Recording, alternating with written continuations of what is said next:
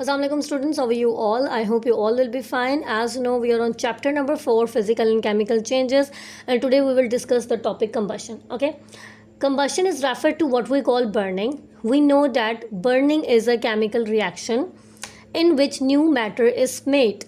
A more scientific definition of combustion would be a chemical process where fuels like wood, petrol, oil react with air.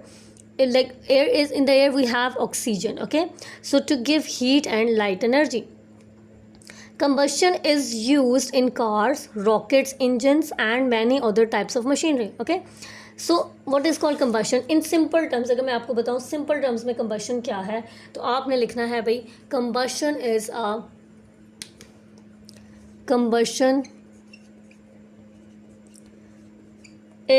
a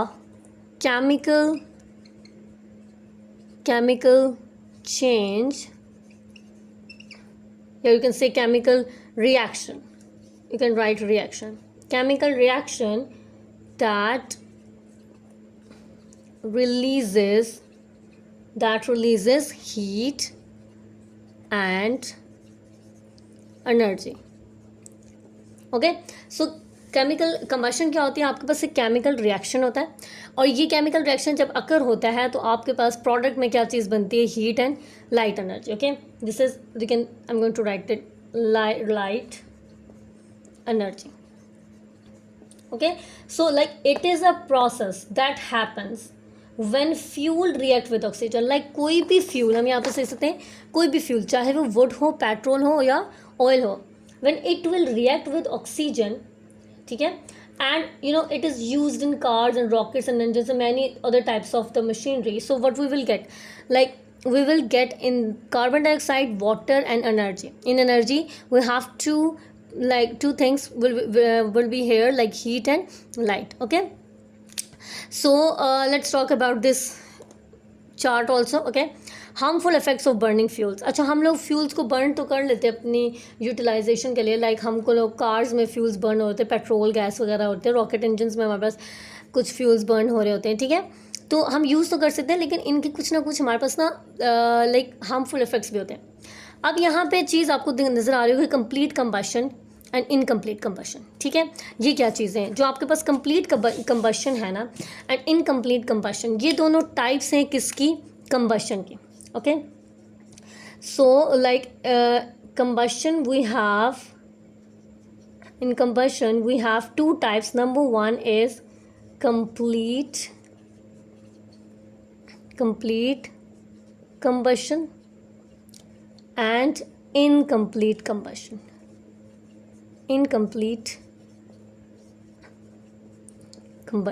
Okay, now what is complete combustion? Let's discuss it first. Complete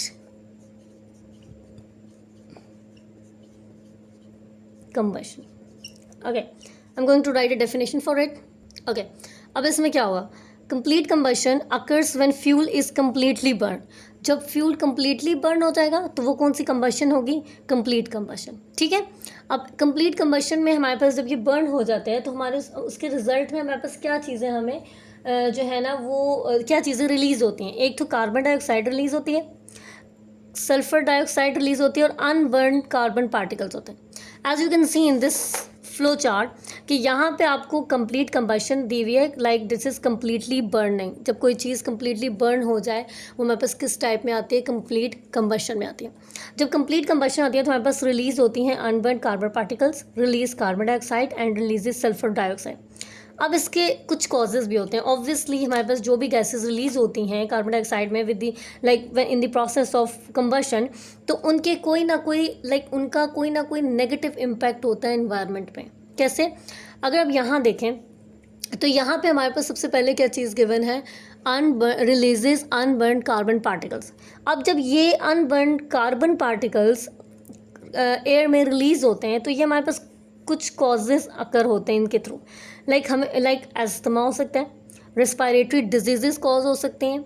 उसके बाद next चीज़, जब carbon dioxide जब ये complete combustion होती है तो इसमें हमारे पास कार्बन डाइऑक्साइड भी रिलीज़ होती है, जैसे मैंने आपको यहाँ पे बताया था, रिमूव हो चुका है. ओके, तो इससे क्या कॉजेज़ होंगे, इसकी वजह से ग्लोबल ये चीज़ ग्लोबल वार्मिंग में इफेक्ट करेगी, ठीक है। नेक्स्ट है जब सल्फर डाइऑक्साइड रिलीज़ होगा तो इससे जो चीज़ कॉज होगी वो क्या होगी, एसिड रेन होगी, ठीक है।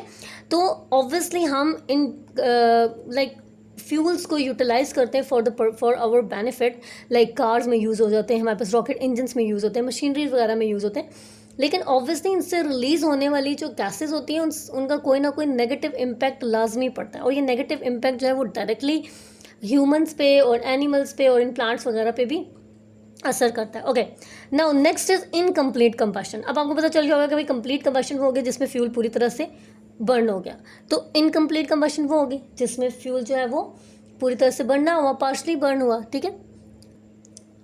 Incomplete combustion occurs when fuel is not completely burn. Okay, इसके रिजल्ट में क्या होगा, it will release carbon monoxide. जब कार्बन मोनोऑक्साइड रिलीज होगी तो कार्बन मोनोऑक्साइड क्या है, हमारे पास एक पॉइजनस गैस है, ठीक है। Carbon monoxide is a poisonous gas. जब ये गैस रिलीज होगी तो इससे क्या इफेक्ट होगा, it will kill, it can kill people, so this carbon monoxide will kill people. जाहिर है जब ये कार्बन मोनोऑक्साइड एयर में मिक्स हो जाएगी तो ऑब्वियसली ये हमारे पास पॉइजनस गैस है, तो जब हम लोग सांस ले रहे होते हैं तो ऑब्वियसली हम लोग कार्बन डाइऑक्साइड को इनहेल कर रहे होते हैं, ऑक्सीजन को इनहेल कर रहे होते हैं, ठीक है। तो वो ऑक्सीजन जो है इस कार्बन मोनोऑक्साइड के साथ मिक्स होकर पॉइजनस गैस बन जाएगी, जिसकी वजह से जो है लोगों को प्रॉब्लम होगी सांस लेने में, और वो क्या हो सकते हैं, वो उनकी डेथ भी हो सकती है। Okay, so this is the process of combustion. I hope you will get it. Combustion क्या होती है हमारे पास, कि कंबशन हमारे पास क्या होता है, एक केमिकल रिएक्शन होता है। जब ये अकर होता है, केमिकल रिएक्शन जब ये अकर होता है तो हमारे पास प्रोडक्ट में क्या चीज़ रिलीज़ होती है, हीट एंड लाइट एनर्जी, ठीक है। यहाँ तक हमने पढ़ लिया। उसके बाद हमने यहाँ पे टाइप्स पढ़ी कंबशन प्रोसेस, कंप्लीट कंबशन और इनकम्प्लीट कंबशन की। कंप्लीट कंबशन में हमने ये बोला कि इसमें ये होता है कि जो हमारे पास फ्यूल होता है, फ्यूल कोई भी हो सकता है, फ्यूल हमारे पास ऑयल भी हो सकता है, फ्यूल हमारे पास वुड भी हो सकता है, फ्यूल हमारे पास कोई पेट्रोल भी हो सकता है, ठीक है, और भी फ्यूल्स हो सकते हैं।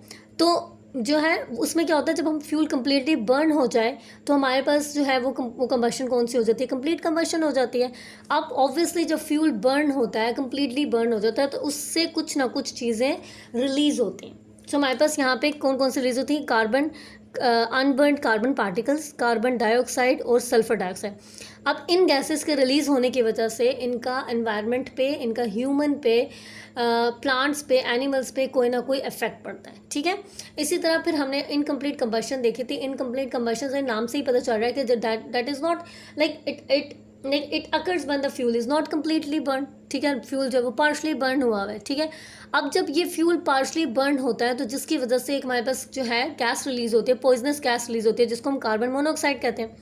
और ये कार्बन मोनोऑक्साइड जो है ये क्या करती है, that can kill people. So this is the summary of the topic. So I hope कि आपको यहाँ तक समझ आ चुकी होगी। Thank you so much. अल्लाह हाफिज़।